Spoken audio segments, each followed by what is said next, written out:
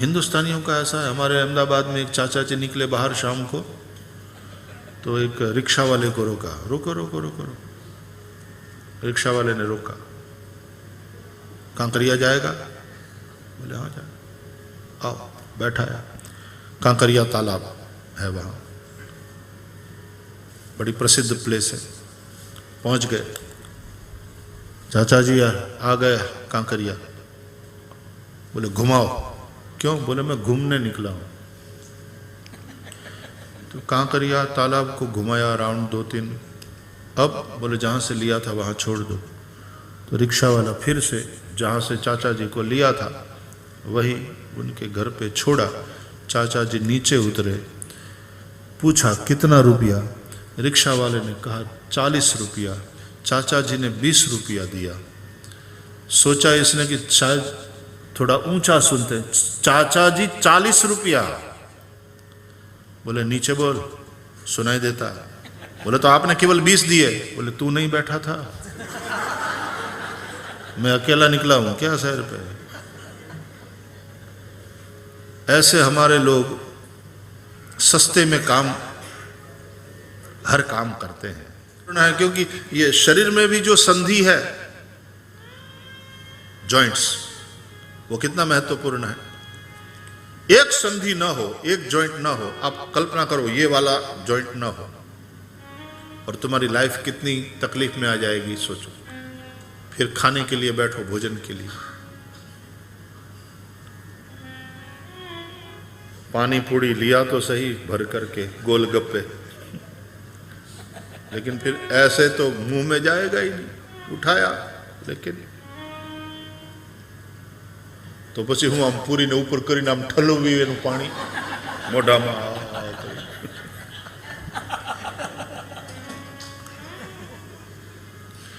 फिर उसका उपाय यह है कि कोई पार्टनर खोज लो, तुम उसके मुंह में दो और वो तुम्हारे मुंह में दे। लेकिन तुमको चाहिए पानी पूरी और वो खिलावे तुमको मसाला डोसा, तो मारा मारी नहीं हो जाएगी। अरे ये दे, वो खिला, वो खिला। बोले नहीं, पानी पूरी खा, ये खा। और कई लोगों की आदत होती है कि खुद को जो प्रिय है वही दूसरों को खिलाएंगे। पानी पूरी बहुत अच्छी होती है, पहले ये खा। ये। जिसको जो चीज प्रिय लगती है वो दूसरों को खिलाता।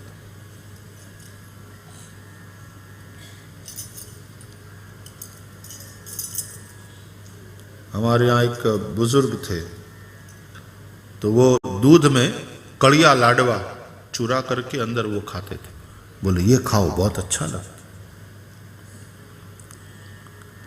वो उनके अब कड़िया लाडवा का क्या मतलब है पता? जाने दो यार, राम कथा करो। मैं कितना समझाऊं, ये समझे मेरे पसीने छूटते हैं फिर। जाने दो। राधे राधे, राधे राधे, श्री राधे। कड़िया लाडवा क्या है? सुनील से पूछना, यहाँ के रसोइये से पूछना। अरे पूछना तो सही, प्रदीप से पूछना कड़िया लाडवा क्या। कड़िया लाडवा क्या होता है? मने भाड़े कड़िया लाडवा, गांठिया। लाडवा तो लड्डू, इतना तो आपको पता है। कड़िया आप गूगल करो, आजकल तो गूगल गुरु है। हमारे एक पंडित जी ने गूगल स्तोत्र बनाया है, देखो अब मेरा ध्यान। जो कुछ भी पूछना हो तुरंत गूगल गुरु से पूछो। कुत्र किम क्रियते वस्तु, कुत्र विक्रियते च तत्, किम मूल्यम च भवेन मित्रम, गूगलम शरणम व्रज। गूगल की शरण में जाओ। कहाँ, यहाँ बाले में कहाँ कौन चीज कहाँ से मिलेगी, कहाँ से ये चीज हम खरीद सकते हैं और किस मूल्य में मिलेगी, वो सब जानना चाहते हो, गूगलम शरणम व्रज। अस्वस्थम अद्य में पत्यम, अद्य में अपत्यम, अस्वस्थम, अपत्य कहते हैं पुत्र को। आज मेरा बेटा बीमार है। को गदह किम च भेषजम, तो डॉक्टर कहाँ, वैद्य कहाँ और औषधि कहाँ मिलेगा? कुत्रास्ति वैद्यो में ब्रूहि, नो प्रॉब्लम, गूगलम शरणम व्रज, गूगल की शरण में जाओ, गूगल से पूछो। भोजनाय क्व गच्छाम, खाना खाने के लिए कहाँ जाएंगे? यहाँ बाली में इंडियन कहाँ मिलता है, प्योर वेजिटेरियन। किम खाद्यम तत्र लभ्यते, और वेजिटेरियन में क्या क्या मिलता है उस रेस्टोरेंट में। किम मूल्यम, उतने पैसे भी तो साथ में रखने पड़ेंगे ना। किम मूल्यम च कियत् दूरम, वो प्रामा से कितना दूर है, सब जानना चाहते हो? गूगलम शरणम व्रज, गूगल की शरण में जाओ, गूगल से पूछो। कहीं खो गए हो तो वॉकिंग के लिए निकले और भटक गए तो कुत्रास्मि अहम इदानीम भोः, अरे यार मैं कहाँ हूं इस वक्त? तो किसी को फोन किया, अरे बोले मैं भटक गया हूं। बोले तुम कहाँ हो? अरे बोले वो पता होता तो मैं भटक थोड़ी जाता। अरे नहीं, तुम्हारे आसपास क्या कोई दुकान है, कोई शॉपिंग मॉल है, क्या चीज है तो बताओ। तो कुत्रास्म्यहम इदानीम भोः कियत् दूरम च मद्गृहम, यहाँ से मेरा होटल, मेरा निवास कितना दूर है। वर्तमान केन गच्छामि, किस तरह से वहाँ वापस पहुँचूँ, सब जानना है। डोंट वरी माय ब्रदर, गूगलम शरणम व्रज, गूगल की शरण में जाओ, गूगल गुरु सब बता देंगे। बड़ा लंबा स्तोत्र है, पूरा नहीं पढ़ रहा हूँ, हो गया। लेकिन गूगल महाराज, गूगल गुरु सब जवाब दे देते। बस कल वो गाना था, केवल मुखड़ा हमको याद था, जैसा हमने बताया था कि हमको केवल मुखड़े ही याद है, बाकी कुछ, और तुरंत गूगल करके पूरा स्क्रीन पर गाना आ गया। वाह क्या टेक्नोलॉजी है। भाई श्री आज कितने बजे कथा पूरी करेंगे? गूगलम शरणम व्रज, ये जानना हो तो गूगल की शरण में जाओ और पूछो, तो गूगल जवाब देगा नो आंसर फाउंड। वो तो आप गूगल को नहीं पूछ सकते, उसमें गूगल आपको जवाब नहीं दे सकता, उसमें तो अपने व्यासपीठ राजा है।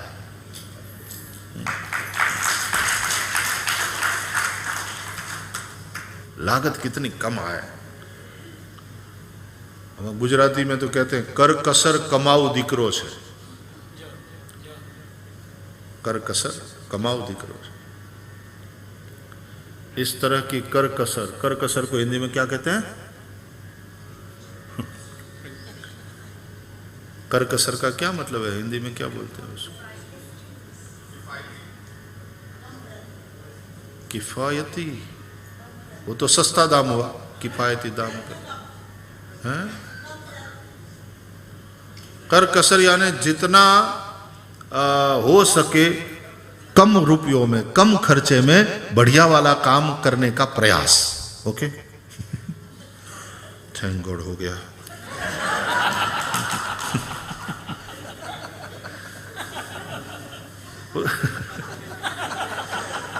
राधे राधे,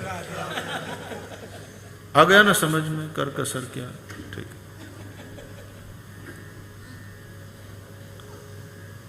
तो वो कर कसर कमाऊ बेटा है, कमाने वाला बेटा है, ऐसा बोलते हैं गुजरात में। कर कसर कमाऊ दीकरो छे।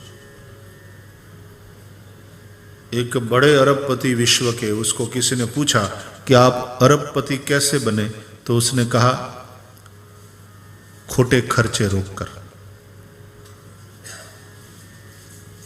व्यर्थ का खर्चा रोककर। हमारे तो पुरखों ने आय के 5 भाग करें, एक हिस्सा इसमें खर्च करें, एक हिस्सा इसमें खर्च करें, एक हिस्सा इसमें खर्च करें, एक हिस्सा इसमें खर्च करें और एक हिस्सा सेव करें। ये भी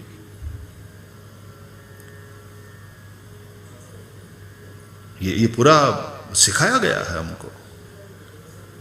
और आय से ज्यादा खर्चा नहीं करना, ये सिखाया गया है।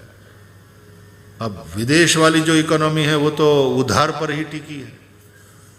नहीं है तो उधार ले लो, क्रेडिट कार्ड पर चलती है दुनिया, और फिर क्या कहते हैं, EMI, हर महीना चुकाते रहो। अमेरिका में लोग जाते हैं और 6 महीने में तो बढ़िया वाला मकान होता है, गाड़ी होती है, फर्नीचर होता है। यार कहां से आ गया, इतना पैसा कमा लिया? बोले नहीं, सब उधार का, हफ्ता भर रहे हैं, जो पगार मिल रही है, जो कमा रहे हैं उसमें से एक रूप से ठीक भी है कि कोई बिना बेघर का नहीं रहे, लेकिन वो चीज तुमको भगाती तो रहती है, फिर दौड़ाती रहती है। हफ्ता भरना, किस्त चुकानी है, किस्त देनी है, किस्त देनी है। इसलिए मैं पहली बार अमेरिका गया तो वहाँ वाले लोगों ने मुझे पूछा कैसा लगा रहा हमारा देश, तो मैंने कहा उधार सुख का देश, यहाँ का सुख उधार है। और हमारे यहाँ ये कहा गया कि भाई कर्जा होए इतना कभी खर्चा नहीं करना, आमदनी से फिर इसका एक हिस्सा बचाना।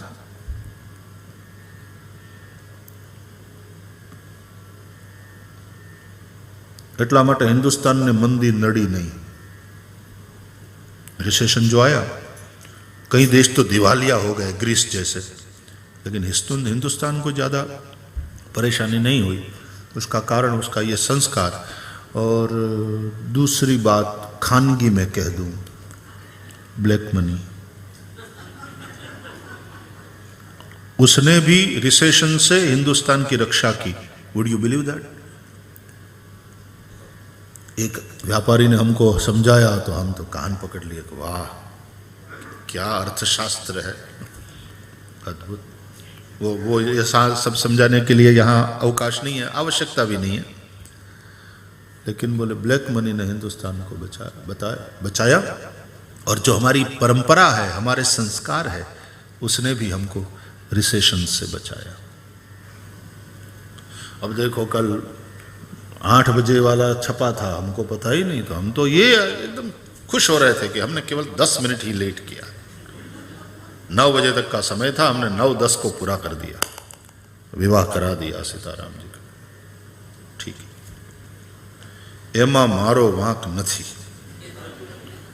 तुम आज ऐसा करोगे, कल वैसा करोगे, कल वैसा करोगे तो ऐसा हो। क्यों? हमारा वहाँ का अभ्यास ये है कि बस शाम को 3 से 7, 3 से 7, शाम को 3 से 7, लास्ट डे सुबह वाला 7, दैट्स इट। कल कितने बजे? यही। और कब तक है ये बताओ? नहीं, आज कब तक है? आज 1:30 बजे तक का समय, और कल 9:30 से 1:30 तक चाहिए कि 1 बजे तक चाहिए? कितना चाहिए? 1:30। कितना बजा?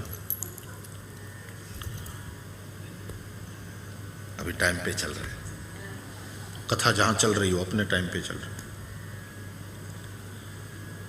तो संध्या करो, त्रिकाल संध्या, कम से कम 3 बार ईश्वर का समीप से अनुभव होता है। संध्या समय बड़ा महत्वपूर्ण है। जैसे शरीर में संधि का महत्व है, उसी प्रकार काल की संधि का भी महत्व है। संध्या समय में पूज्य डोंगरे जी महाराज कहते थे कि मन और बुद्धि की रक्षा करने वाले दोनों देव, बुद्धि के देव, बुद्धि की रक्षा करने वाले देव, बुद्धि में प्रकाश करने वाले देव सूर्य, और मन की भावनाओं के देव चंद्रमा, ये दोनों संध्या समय में निर्बल होते हैं।